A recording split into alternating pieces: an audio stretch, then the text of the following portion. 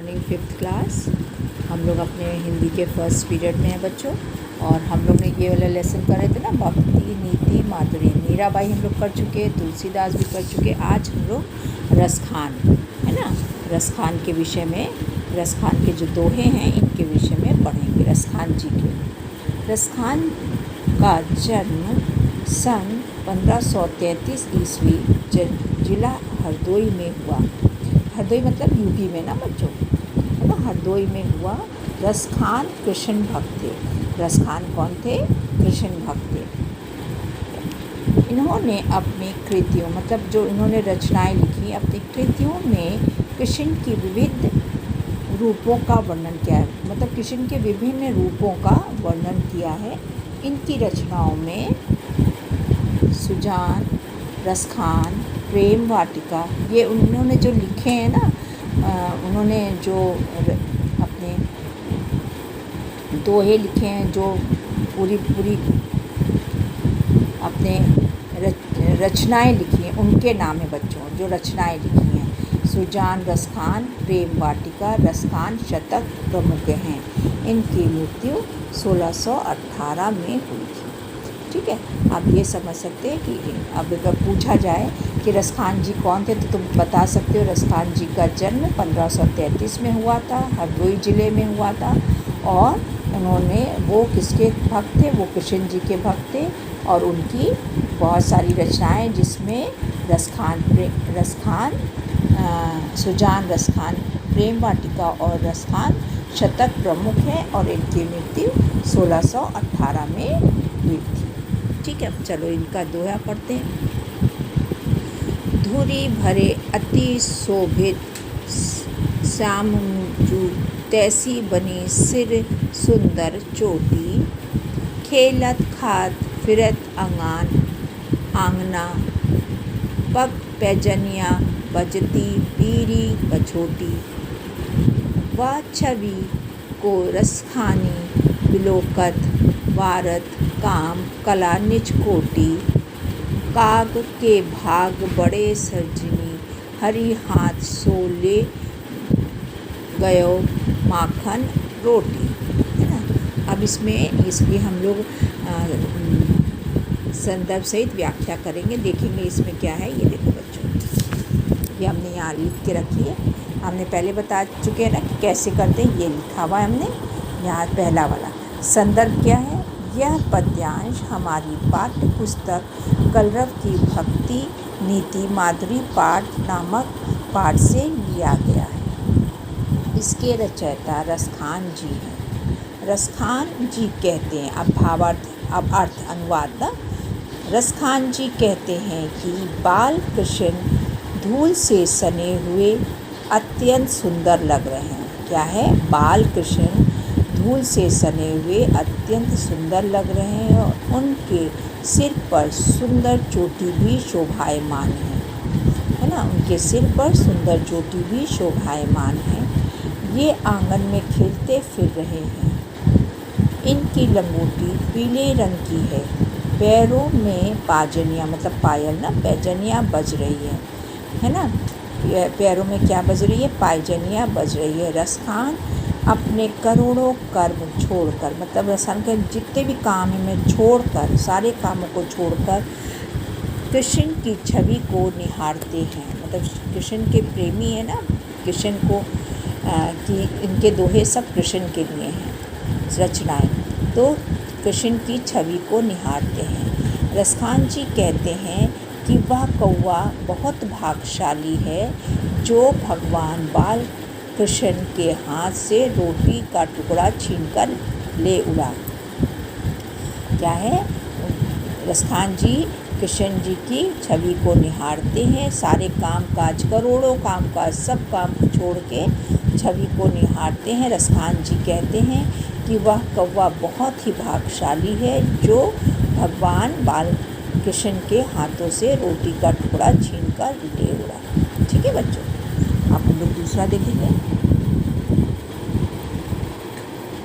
या लुकटी अरु कमरिया पर, राजतहु पुर के तजी डरो आठों सिद्धि नवों निधि के सुख नंदन की गाय चरात बिसौरो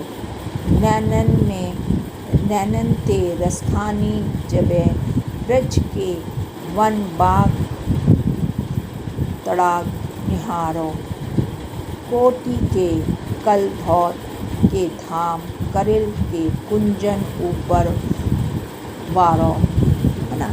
अब इसका क्या है, संदर्भ तो बच्चों वही है, संदर्भ तो नहीं बदलेगा, यही संदर्भ लिखेंगे। यह पद्यांश हमारी पाठ्य पुस्तक कलरव के भक्ति नीति मातृ पाठ से लिया गया है। इसके रचयिता रसखान जी हैं। अब इसका भावार्थ बदल गया, दोहा बदल गया तो भावार्थ भी बदल गया। अब भावार्थ क्या है बच्चों? रसखान जी कहते हैं कि बाल कृष्ण की लाठी और कंबल वाले रूप के सामने तीनों लोगों के राज्य और राज सुख निछावर। क्या कहते हैं? रसखान जी कहते हैं कि बाल कृष्ण के लाठी और कंबल वाले रूप के सामने तीनों लोगों के राज्य और राजसुख निछावर हैं। इनका कहना है कि बाबा नंद की गाय चराने से जो सुख या सुख मतलब खुशी मिलेगी, उसके आगे आठों सिद्धियों और निधियों से प्राप्त सुख भी कुछ नहीं। मतलब सारे सिद्धि आठों सिद्धियाँ मिल जाएं, निधियों से प्राप्त भी सुख नहीं है जो कृष्ण के ब्रिज में नंदन जी की गांव के चराने में है। वे ब्रिज के वनों, बागों, तालाबों को ही निहारते रहना चाहते। मतलब कृष्ण से संबंधित हर चीज़ उनको बहुत ही खूबसूरत और प्रिय है। तो वो जहाँ पे कृष्ण जी रहते हैं ना, बाबा नंदन के यहाँ, तो वो ब्रिज में जो भी है, वन है, बाग हैं, तालाब हैं, उन सबको निहारना मतलब रहना चाहते, मतलब उसको देखते रहना चाहते। करेल के बागों बगीचों की शोभा के ऊपर वे सोने के करोड़ों महलों को निछावर करने को तैयार। मतलब वो महलों में नहीं रहना चाहते हैं। महलों से अच्छा वो क्या समझते हैं, जहाँ पे कृष्ण रहते हैं, मैं उन बाग बगीचों में उनको देखूं, वहाँ पे रहूं, और जो भी संबंधित कृष्ण से संबंधित जितनी जगहें हैं वो उसको ही उसी में उनको निहारने में, देखने में उनको सुख लगता है। तो कहने का ये मतलब है कि वो चाहे बहुत सारा धन संपत्ति, यहाँ पे देखो ना, चाहे कोई भी आठों सिद्धि प्राप्त कर लें, लेकिन वो सुख नहीं है जो जो बाबा नंद हैं उनके गाय चराने में, और मतलब सोने के करोड़ों महलों, मतलब सोने के महलों में उनको रहना नहीं बहाता है, परंतु क्या है, वहाँ के ब्रिज के वनों में, बागों में और तालाबों में ही वो रहना और उसको ही देखना चाहते हैं। तो बच्चों, इस तरह से हम लोग का ये भक्ति नीति मीराबाई भी ख़त्म हो गया पाठ में, तुलसीदास भी ख़त्म हो गया और रसखान भी ख़त्म हो गया, है ना। और आज क्या आपको लिखना है, आज आपको पहले रसखान लिखेंगे, उसके बाद आप इसके बारे में लिखेंगे, ये जो आपके 3 लाइन दिए ये लिखेंगे, फिर आप इसको उतारेंगे, और जब इसको उतार लेंगे तब आपको क्या करना है, इसका संदर्भ लिखना है और भावार्थ लिखना है। फिर जब इसको उतारेंगे दोहे को, तो संदर्भ लिखना है और भावार्थ लिखना है। ठीक है, इस तरह से आप अपने काम को अच्छे से करिए, सुंदर राइटिंग में करिए। ठीक है, सारे बच्चे देख लीजिए एक बार भावार्थ, और अच्छे से देख लीजिए। ये पहला है,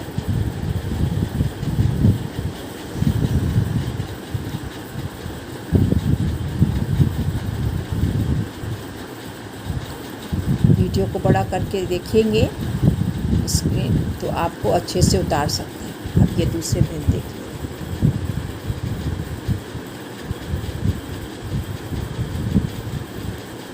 सारे बच्चे सुंदर राइटिंग में लिखेंगे।